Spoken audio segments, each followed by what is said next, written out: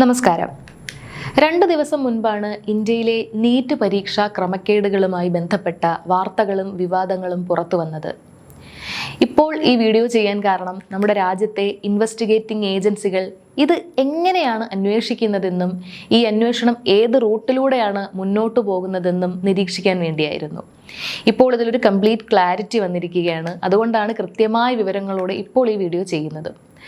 നമ്മൾ പലപ്പോഴും വിചാരിക്കാറുണ്ട്, നമ്മുടെ മക്കൾ കഷ്ടപ്പെട്ട് പഠിച്ചാൽ രാത്രിയെന്നോ പകലെന്നോ ഇല്ലാതെ ഉറക്കമൊഴിച്ച് പുസ്തകങ്ങൾക്ക് മുന്നിലിരുന്നാൽ അവർക്ക് നല്ലൊരു ഭാവി ഇവിടെ ഉണ്ടാകുമെന്ന്. ലക്ഷക്കണക്കിന് രൂപ കടം വാങ്ങിയും സ്വർണം പണയം വെച്ചുമൊക്കെയാണ് സാധാരണക്കാരായ മാതാപിതാക്കൾ മക്കളെ വലിയ കോച്ചിങ് സെൻ്ററുകളിൽ വിടുന്നത്. എന്നാൽ ഇന്നത്തെ ഇന്ത്യയിൽ ആ കഠിനാധ്വാനത്തിനും പ്രതീക്ഷകൾക്കും എന്തെങ്കിലും വിലയുണ്ടോ? ഈ കുട്ടികളുടെയും മാതാപിതാക്കളുടെയും ചോരയും നീരും ഊറ്റിക്കുടിച്ചുകൊണ്ട് ഒരു വലിയ മാഫിയ ഇവിടെ ജനങ്ങളുടെ കൺമുന്നിൽ പ്രവർത്തിക്കുന്നുണ്ട് എന്ന് നമ്മൾ എപ്പോഴെങ്കിലും ഗൗരവമായി ചിന്തിച്ചിട്ടുണ്ടോ? ഇന്ത്യയിലെ ഏറ്റവും വലിയ മെഡിക്കൽ പ്രവേശന പരീക്ഷയായ നീറ്റ് ഇന്ന് വെറും ഒരു പരീക്ഷയല്ല, മറിച്ച് കോടികളുടെ അഴിമതിയും രാഷ്ട്രീയ സ്വാധീനവും നടമാടുന്ന ഒരു വലിയ കച്ചവട കേന്ദ്രമായി മാറിയിരിക്കുകയാണ്.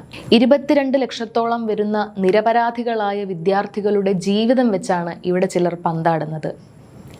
പരീക്ഷ എഴുതി ഫലം കാത്തിരുന്ന കുട്ടികളിൽ 5, 6, 7 പേരാണ് മാനസിക വിഷമം താങ്ങാനാവാതെ ഇതിനോടകം ആത്മഹത്യ ചെയ്തത്. ഒരു പരീക്ഷാ ഏജൻസിയുടെ അലംഭാവവും അഴിമതിയും കാരണം നമ്മുടെ രാജ്യത്തെ മിടുക്കന്മാരായ കുട്ടികൾക്ക് ജീവൻ കളയേണ്ടി വരുന്ന ഒരു അവസ്ഥയെക്കുറിച്ച് ആലോചിച്ച് നോക്കൂ. എന്തുകൊണ്ടാണ് നമ്മുടെ വിദ്യാഭ്യാസ രംഗം ഇത്രയധികം തകർന്നു പോയത്? ആരാണ് ഈ കൊള്ളയടിക്ക് പിന്നിൽ പ്രവർത്തിക്കുന്നത്? ആരാണ് നമ്മുടെ മക്കളുടെ സ്വപ്നങ്ങൾ കവർന്നെടുക്കുന്നത്? അന്വേഷണ ഏജൻസികൾ കണ്ടെത്തിയ ആ ഞെട്ടിക്കുന്ന വിവരങ്ങളിലേക്ക് നമുക്ക് കടക്കാം. ഇന്ത്യയിലെ സുപ്രധാനമായ വലിയ പരീക്ഷകൾ സുതാര്യമായി നടത്താൻ വേണ്ടി കേന്ദ്ര സർക്കാർ രൂപീകരിച്ച സംവിധാനമാണ് നാഷണൽ ടെസ്റ്റിംഗ് ഏജൻസി അഥവാ NTA. എന്നാൽ ഇന്ന് NTA പൂർണ്ണമായും അഴിമതിക്കാരുടെയും ചില രാഷ്ട്രീയക്കാരുടെയും ഒരു താവളമായി മാറിയിരിക്കുകയാണ്. ഈ ഏജൻസിയിൽ ജോലി ചെയ്യുന്ന 1200ഓളം വരുന്ന ജീവനക്കാരിൽ 70% യോഗ്യതയുടെ അടിസ്ഥാനത്തിലല്ല വന്നിരിക്കുന്നത്, മറിച്ച് സംഘപരിവാറിൻ്റെയും ഭരണകക്ഷിയുടെയും ശക്തമായ ശുപാർശയുടെ പുറത്ത് രാഷ്ട്രീയ താൽപ്പര്യങ്ങളോടെ കടന്നുകൂടിയവരാണ്.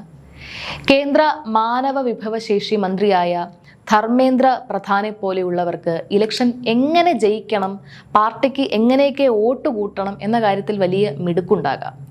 എന്നാൽ രാജ്യത്തെ വിദ്യാഭ്യാസ മേഖലയെ കൃത്യമായി നയിക്കാൻ അവർക്ക് സാധിക്കുന്നില്ല. കാരണം പരീക്ഷാ ഏജൻസികളിലേക്ക് അക്കാദമിക് യോഗ്യതയുള്ള വിദഗ്ധർക്ക് പകരം രാഷ്ട്രീയ താൽപ്പര്യങ്ങൾ മാത്രമുള്ള ആളുകളെയാണ് ഇവർ കുത്തി നിറച്ചിരിക്കുന്നത്. വലിയ ബജറ്റുള്ള വലിയ പണമിടപാടുകൾ നടത്തുന്ന ഈ ഏജൻസിയിൽ ഡെപ്യൂട്ടേഷൻ വാങ്ങി വരാൻ ആളുകൾ മത്സരിക്കുകയാണ്. കാരണം പരീക്ഷാ പേപ്പറുകൾ ചോർത്തി നൽകിയാൽ കോടികൾ സമ്പാദിക്കാം എന്നത് തന്നെ. ഇന്നത്തെ അവസ്ഥയിൽ ഈ പരീക്ഷാ പേപ്പർ തയ്യാറാക്കിയവരുടെയും പ്രിന്റിംഗ് പ്രസ്സിൽ പ്രവർത്തിച്ചവരുടെയും ബാക്ക്ഗ്രൗണ്ട് നമ്മൾ പരിശോധിച്ചാൽ ഞെട്ടിപ്പോകും. മഹാരാഷ്ട്രയിലെ ലാത്തൂരിലുള്ള ഒരു സാധാരണ അധ്യാപകൻ, അയാൾക്ക് PhD പോലുമില്ല. അങ്ങനെയുള്ള ആളുകളാണ് ഈ വലിയ പരീക്ഷയുടെ ചോദ്യപേപ്പർ തയ്യാറാക്കുന്ന കമ്മിറ്റിയിൽ അംഗങ്ങളായിരിക്കുന്നത്. സംഘപരിവാറിൻ്റെ ശുപാർശ ഉള്ളതുകൊണ്ട് മാത്രം ഇത്തരം ആളുകൾ പരീക്ഷാ കേന്ദ്രങ്ങളിലും സുപ്രധാന പദവികളിലും അനധികൃതമായി കടന്നുകൂടുന്നു. ഇതിൻ്റെ ഫലമായി ഓൺലൈൻ വഴി ചോദ്യപേപ്പറുകൾ 3, 4, 5 ലക്ഷം രൂപയ്ക്ക് വിൽക്കുന്ന വലിയ റാക്കറ്റുകൾ രാജ്യത്ത് സജീവമായി. ചോദ്യപേപ്പർ ചോർത്തിയ കേസിൽ അറസ്റ്റിലായ മുഴുവൻ ആളുകളും ഭരണകക്ഷിയുമായും സംഘപരിവാർ സംഘടനകളുമായും അടുത്ത ബന്ധമുള്ള ഹാർഡ് കോർ പ്രവർത്തകരാണ്. ഈ പണം വാരൽ ഇന്നോ ഇന്നലെയോ തുടങ്ങിയതല്ല. മുമ്പും ചോദ്യപേപ്പർ ചോർത്തിയ വലിയ ക്രിമിനലുകളുടെ കുടുംബത്തിലെ കുട്ടികൾക്കെല്ലാം നീറ്റ് പരീക്ഷയിൽ ഉയർന്ന റാങ്ക് ലഭിച്ച വാർത്തകൾ പുറത്തു വന്നിട്ടുണ്ട്. എന്നാൽ ഇതിനെയെല്ലാം ലഘൂകരിച്ചുകൊണ്ട് രാജസ്ഥാനിലെ ഒരു വിദ്യാഭ്യാസ മന്ത്രി പറയുന്നത് ചോദ്യപേപ്പർ ചോരുന്നത് വലിയൊരു പ്രശ്നമേ അല്ല എന്നാണ്. രാജ്യത്തിൻ്റെ ഭാവി നിർണ്ണയിക്കേണ്ട കൗമാരക്കാരായ കുട്ടികളോട് ഒരു ഭരണാധികാരി കാണിക്കുന്നത് എത്ര വലിയ അലംഭാവമാണ്! കഴിഞ്ഞ 12 വർഷത്തെ BJP ഭരണത്തിനിടയിൽ ഇന്ത്യയിൽ വിവിധ സംസ്ഥാനങ്ങളിലായി 94 പരീക്ഷാ പേപ്പറുകളാണ് ചോർന്നിട്ടുള്ളത്. വിദ്യാഭ്യാസത്തെക്കുറിച്ച് ഒരു വിവരവുമില്ലാത്ത ക്രിമിനലുകൾ പരീക്ഷാ ബോർഡുകൾ ഭരിക്കുമ്പോൾ ഇതിലും വലുത് സംഭവിക്കും.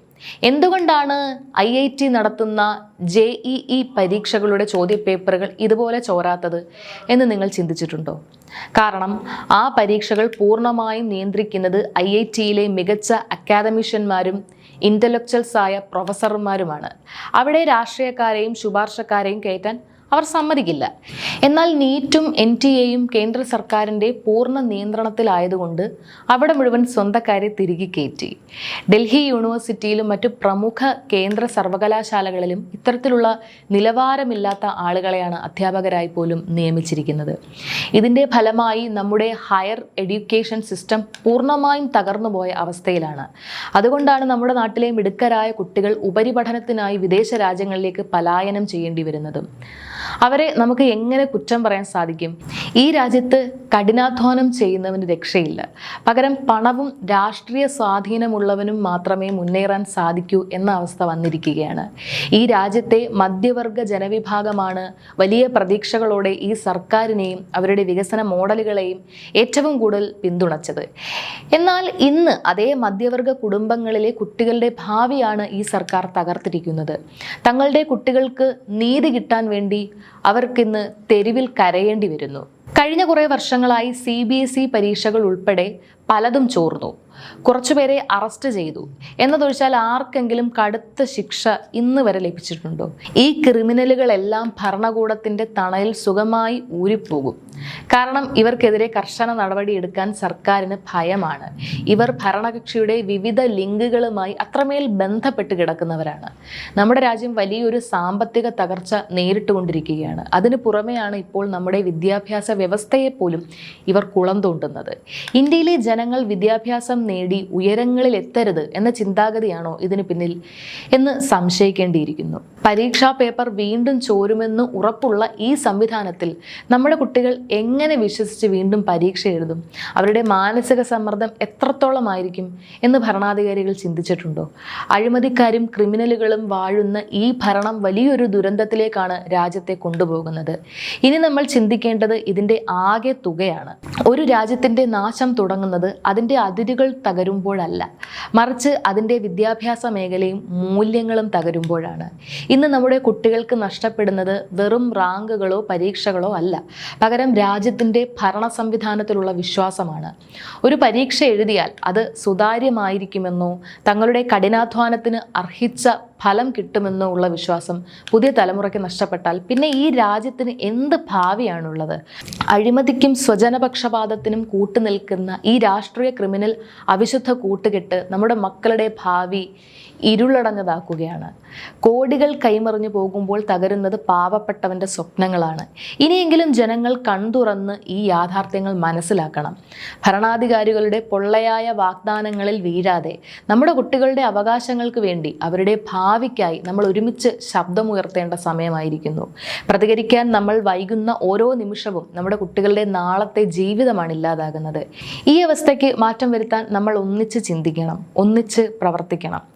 ഈ ഒരു വിഷയത്തെക്കുറിച്ച് നിങ്ങളുടെ അഭിപ്രായങ്ങൾ താഴെ കമൻറ്റ് ബോക്സിൽ രേഖപ്പെടുത്തുക. നന്ദി, നമസ്കാരം.